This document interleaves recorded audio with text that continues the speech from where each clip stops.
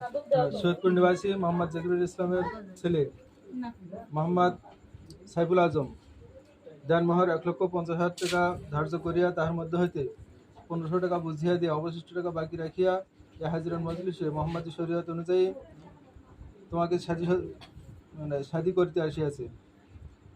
তুমি যদি রাজি থাকো তাহলে আলহামদুলিল্লাহ বলে কবুল করি।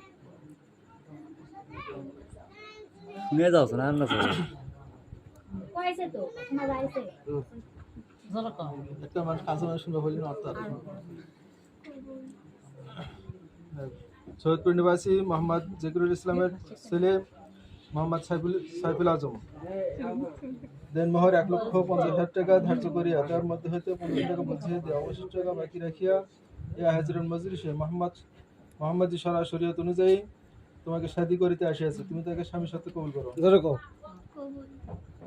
আরেকবার বলো আলহামদুলিল্লাহ।